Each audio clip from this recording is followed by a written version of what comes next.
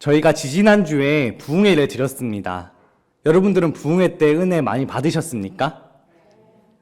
네, 많이 은혜 받으셨다니 제가 다 너무 기쁜 것 같습니다. 저도 너무 은혜를 많이 받았습니다. 그래서 저는 특별히 이제 세 번째 날 말씀, 헌신의 삶이라는 말씀 속에서 정말 많은 은혜를 받았는데요. 그래서 이제 제가 그 부흥회 마치자마자 바로 제 카톡 상태 메시지를 바꿨습니다. 은혜 안에 있느니라, 제가 그렇게 딱 바꿨는데요. 그만큼 제가 그 말씀을 잊지 않고 살아가려고 제가 그렇게 기록했었습니다. 그런데 여러분 부흥회 이후에 여러분들의 삶, 은혜를 받고 난 뒤에 여러분들의 삶은 어떠셨습니까?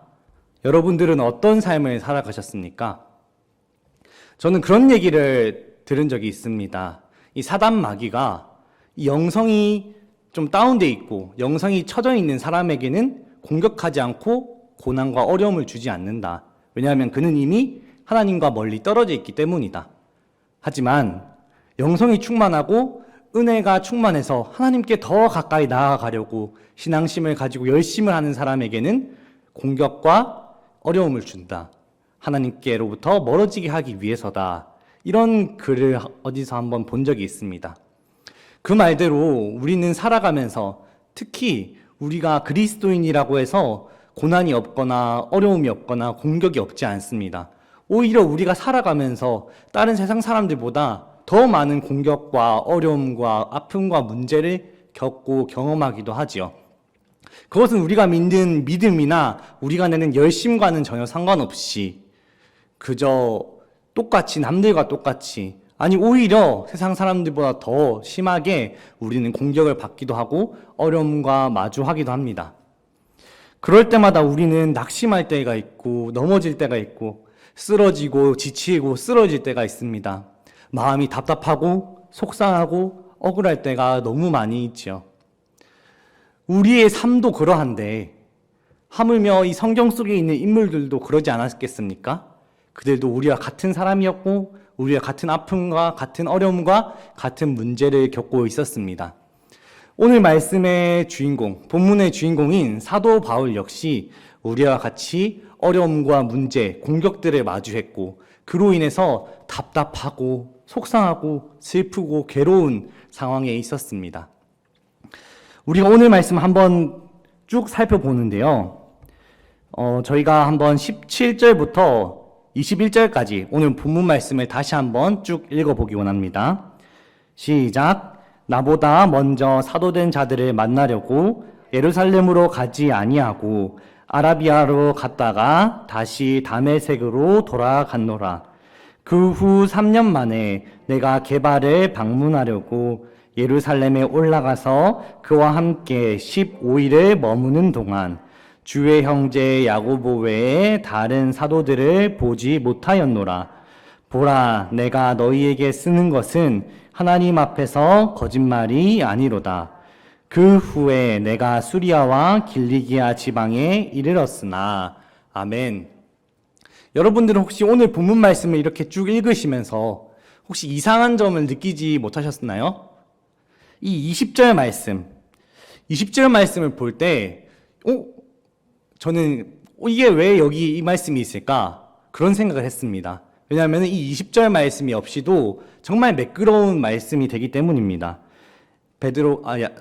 사도 바울이 베드로를 만나려고 예루살렘에 갔다가 그 뒤에 수리아와 길리기아 지방으로 이르렀다. 충분히 이렇게 저희가 이해할 수 있지만 굳이 이 20절 말씀, 보라, 내가 너희에게 쓰는 것은 하나님 앞에서 거짓말이 아니로다 하는 말씀이 들어가 있는 이유가 무엇일까요? 그것을 알기 위해서는 바울이 직면하고 바울이 만난 공격들, 바울의 그 상황들을 우리가 이해할 필요가 있습니다. 바울의 사역 전반에 걸쳐서, 그의 평생에 걸쳐서 그가 항상 받은 공격과 어려움, 그 문제는 총 2가지가 있습니다. 첫 번째는 무엇이냐면요, 바로 그가 전하는 복음, 바울이 전하는 복음이 가짜 복음이다, 이상한 복음이다 라고 하는 거짓 선지자들의 이야기입니다. 그래서 이 사도 바울이 쓴 서신을 보면 다른 복음이라는 말이 많이 나오고요, 또 아니면 거짓 선지자들이라는 말이 많이 나옵니다. 거짓 선지자들이 사도 바울의 그 복음, 그가 전하는 믿음으로 구원받는다는 그 복음은 문제가 있다. 그건 잘못된 거다. 하나님께서 율법을 주셨는데 왜 율법을 무시하고 율법을 따르지 않는 오직 믿음으로만 구원받는다고 하는 그런 이상한 복음을 꺼내느냐. 쟤는 이상한 복음을 전하는 사람이다 하는 그 문제에 항상 직면해 있었습니다. 바울은 그 사람들이 전하는 율법과 연결돼서 할례를 해야 되고 이 율법을 따라서 신앙생활을 해야 된다는 그 이상한 사람들의 복음을 다른 복음이라고 지칭하기도 하죠. 또 두 번째 문제는 바로 그의 사도성과 관련된 거였습니다. 우리가 보통 사도라고 하면은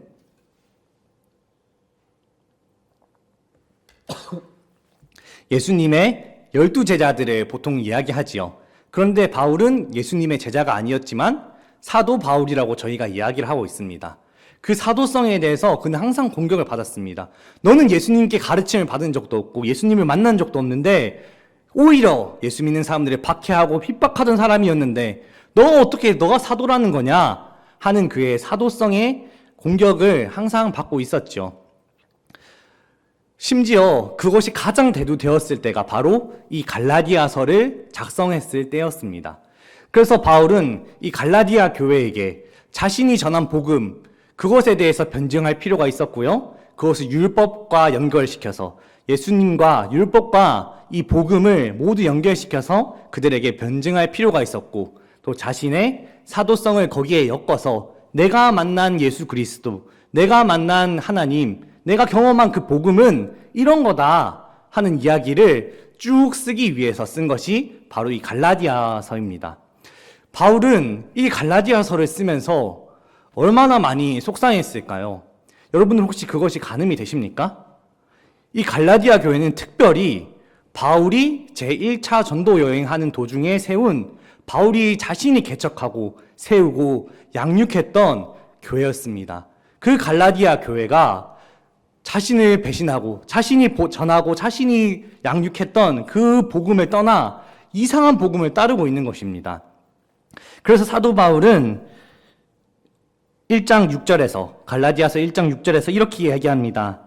그리스도의 은혜로 너희를 부르신 이를 이같이 속히 떠나 다른 복음을 따르는 것을 내가 이상하게 여기노라. 나는 너희들이 내가 전한 복음, 그 예수 그리스도의 살아있는 그 복음을 떠나서 저 거짓 선지자들, 유대인 그리스도인들이 전하는 이상한 다른 복음을 즉시 여기 말씀 보면 나오는 것처럼 속히 떠나는 것이 난 너무 이해가 되지 않는다. 너희가 어떻게 그럴 수 있느냐 하는 사도 바울의 이야기를 볼 수 있습니다. 사도 바울이 너무 속상했습니다.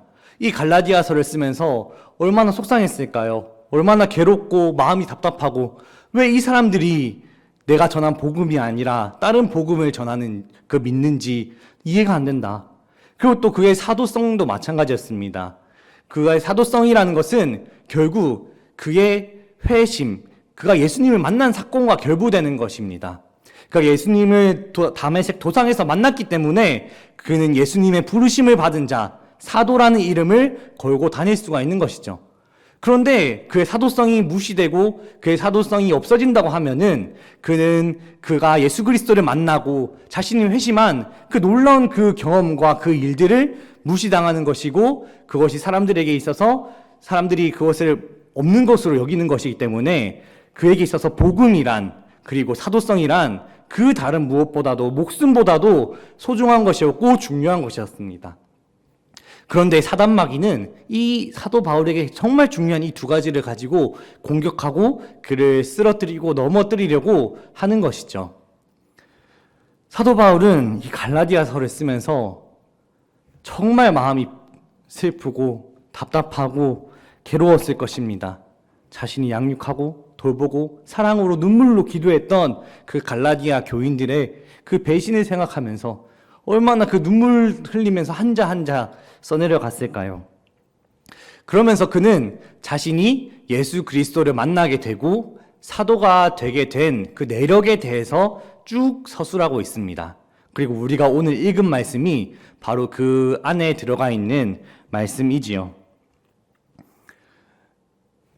사도 바울의 이 답답하고 속상하고 슬픈 마음, 그 누구도 인정해주지 않고 특별히 자신이 다른 누구보다도 아끼고 소중히 여겼던 처음 개척했던 그 갈라디아 교인들, 그 교인들의 배신 때문에 속상하고 답답하고 눈물 흘리는 그 사도 바울의 마음, 그 마음이 느껴집니다. 그런데 그 답답했던 마음은 바로 우리들의 삶 가운데도 충분히 있을 수 있습니다. 우리가 열심을 다해서 최선을 다해서 섬기고 봉사하고 헌신하지만, 아니면 내가 이런 결단을 내리지만 사람들이 그것을 알아주지 못하고, 사람들이 그것을 모르는 척하고 알지 못하고 오히려 나를 나무라고 공격할 때 우리가 얼마나 억울하고 답답하고 슬픈지 모릅니다.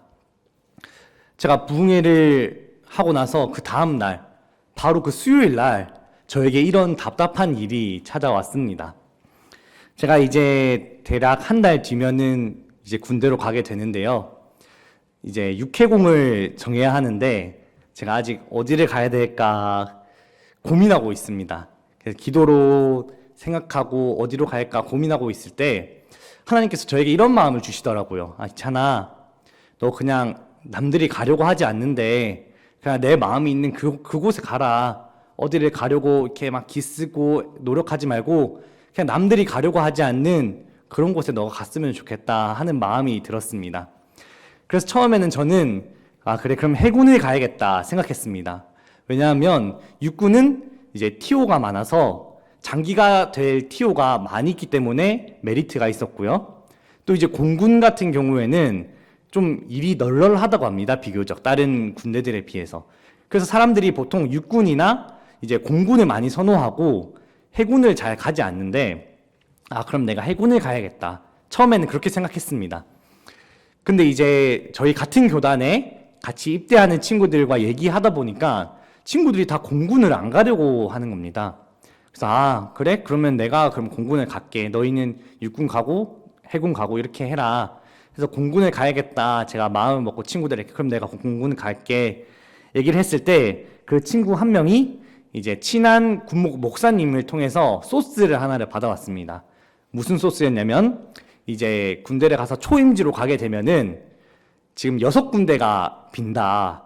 그 6군데가 어디냐면 울릉도, 백령도, 그리고 이제 평창, 이제 황병산, 그리고 제주도, 그 다음에 전북에 있는 부안이라는 곳인데 전 또 처음 들어봤습니다. 부안, 그 다음에 충남, 대천, 이렇게 6군데가 나온다고 하더라고요, 초임지가. 근데 이제 그 말을 들었는데, 그럼 저는 그래, 뭐 울릉도든 백령도든 어디든 주님께서 부르시는 곳에 내가 가야겠다 라고 처음엔 생각했습니다. 그런데 여러분들께서 오늘 또 2부 순서 때, 2부 예배 때 들으셨던 것처럼 또 저의 아내가 임신을 하게 돼서 저의 머릿속이 상당히 복잡해졌습니다. 이제 10월 달쯤에 출산 예정인데,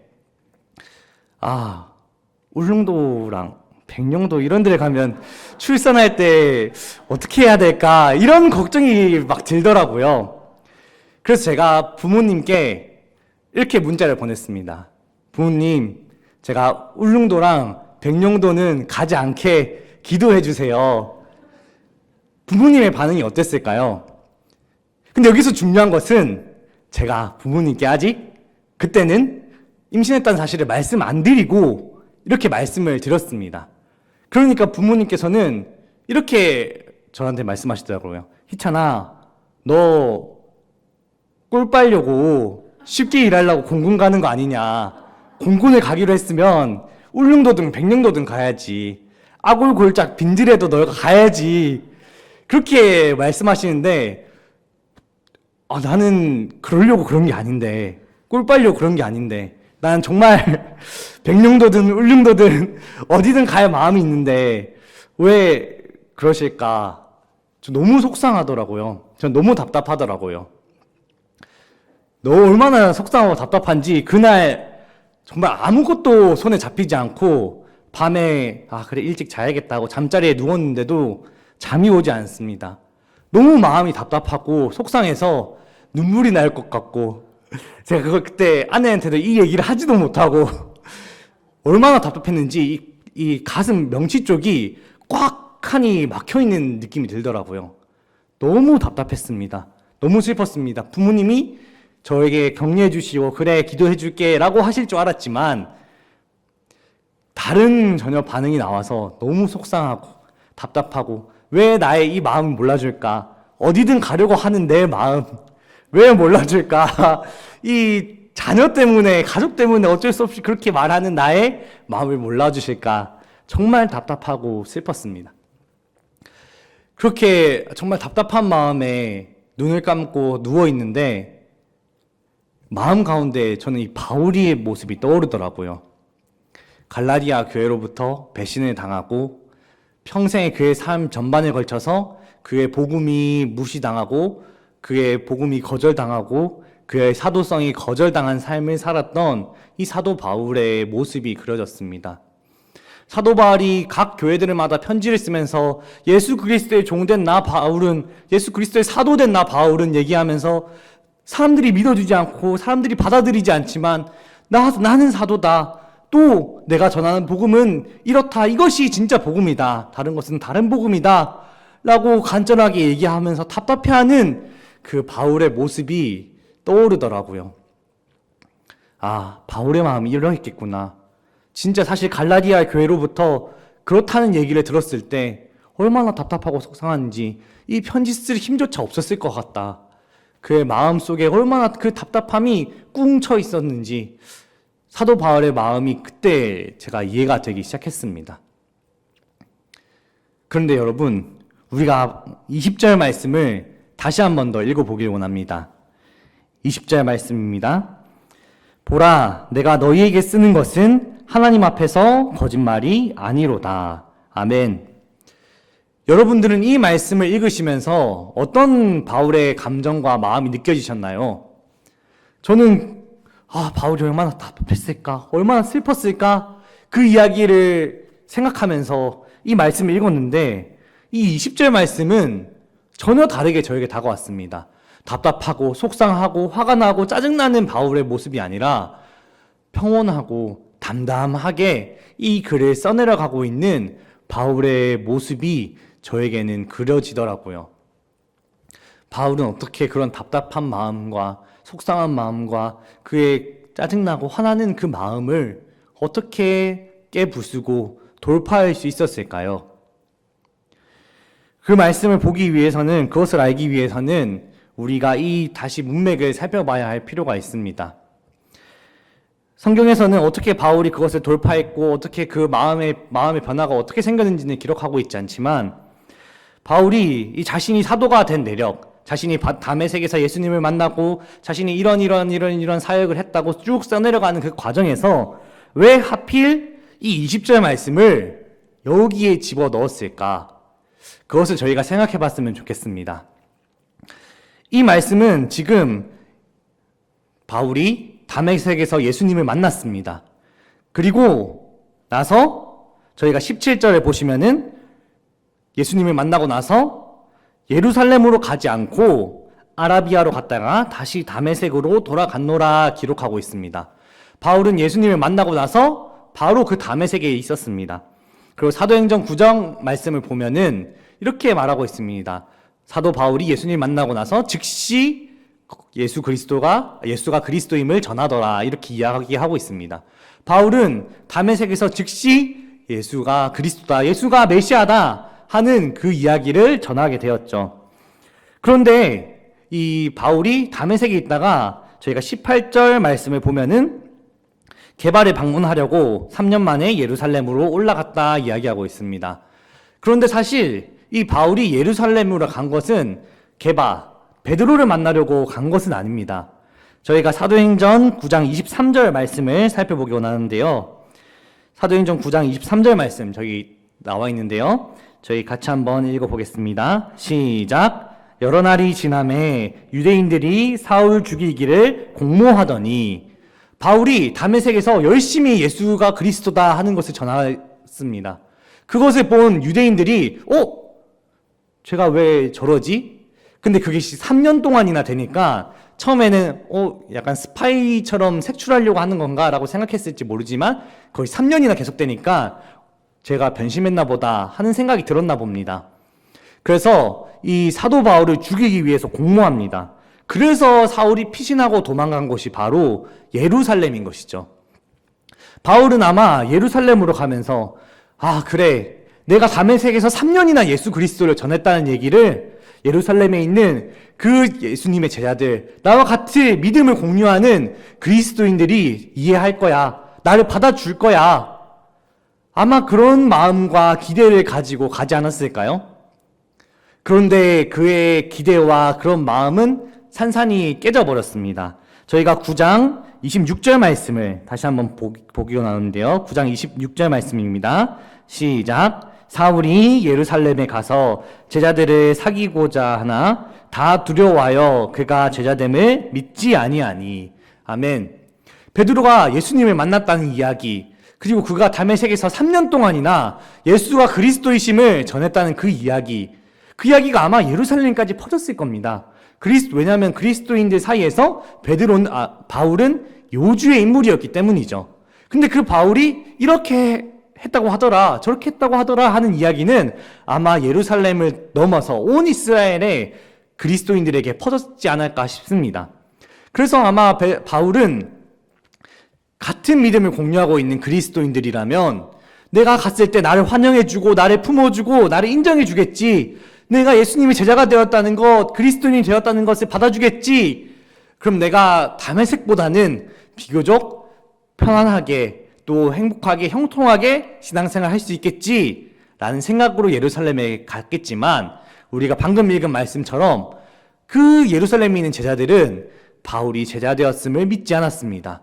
그가 전하는 복음, 그것이 모두 무시당한 것이었고, 그가 지금까지 다메섹에서의 3년 동안의 복음에 전하던 삶, 그 예수님을 만났던 것, 그것이 모두 없었던 일로 치부가 되고 있는 것이죠.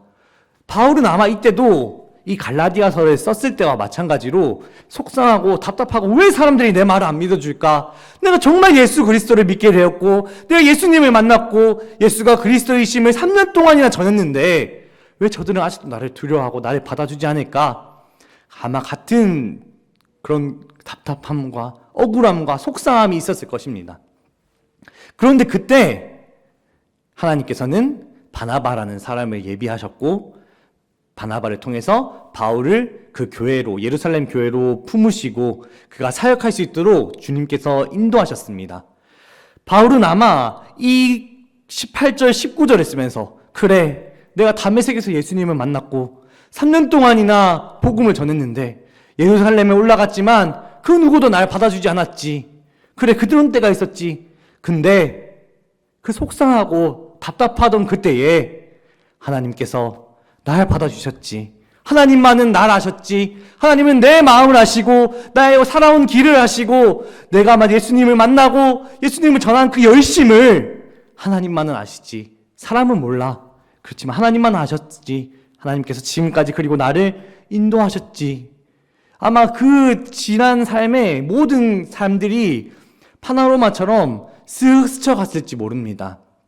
그리고 나서 그는 그의 모든 신앙을 담아서, 그 신앙 고백을 담아서 이 20절 한 절 한 절을 이렇게 기록한 것입니다. 보라, 내가 너희에게 쓰는 것은 하나님 앞에서 거짓말이 아니로다.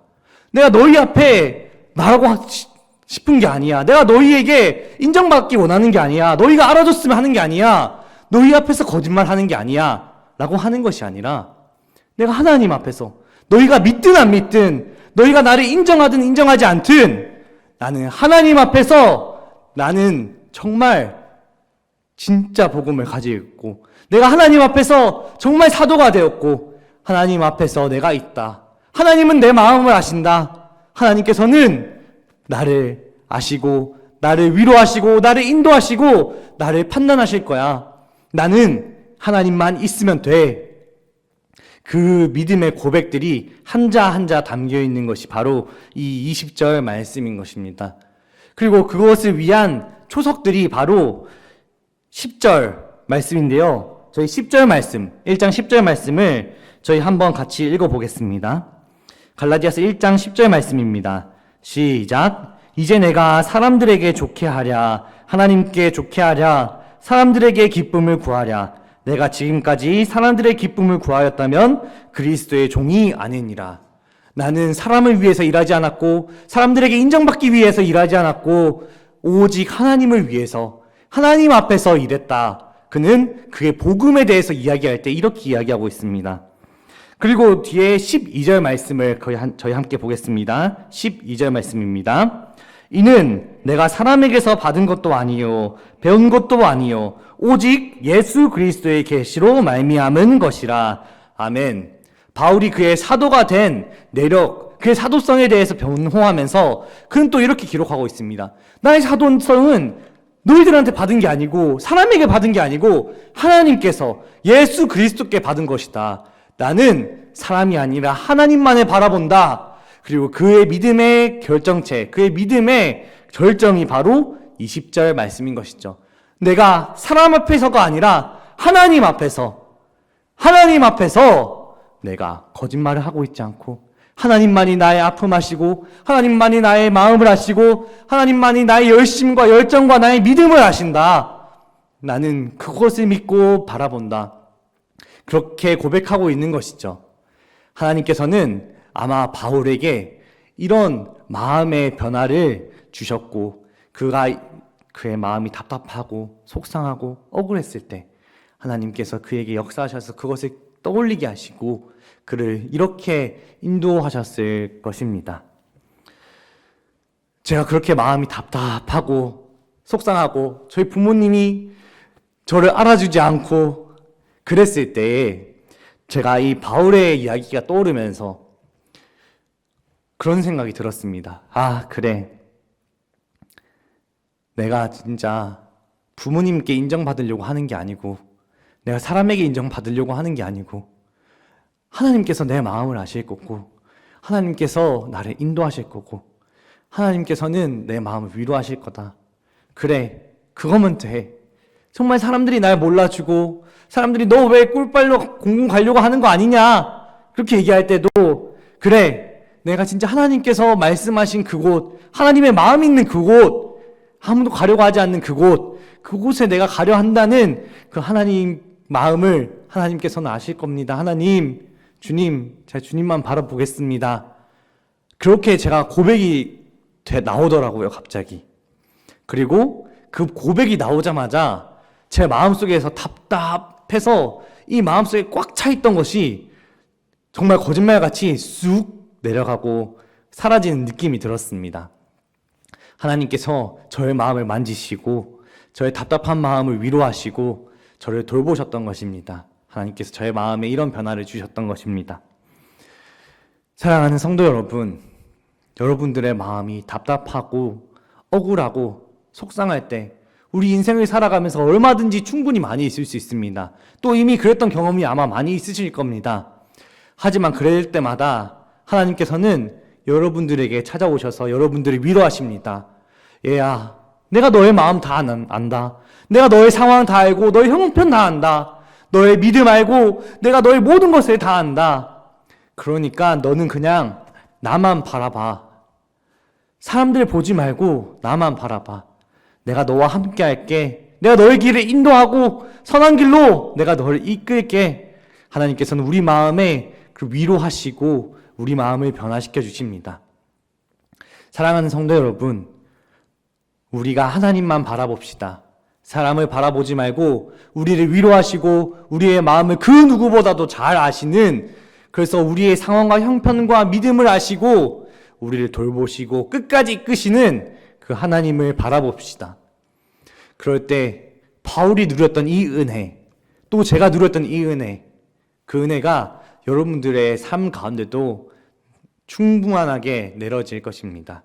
그 하나님을 기대하고 바라며 하나님만을 바라보는 사랑하는 모든 우리 수지왕성의 성도들 되시기를 주님의 이름으로 간절히 축복합니다. 같이 기도하겠습니다. 하나님, 그 누구도 나의 마음과 나의 믿음과 헌신, 나의 중심과 열정을 알아주지 않아서 억울하고 답답한 그때에 주님께서는 알아주시고 나를 위로하신다는 것을 깨닫게 하시니 감사합니다. 주님, 저희가 사람을 바라보고 사람을 의지하는 것이 아니라 주님 앞에서 주님만 바라보며 살아가게 하옵소서. 나를 아시고 나를 판단하시는 이는 오직 주님임을 늘 기억하며 살아가게 하옵소서.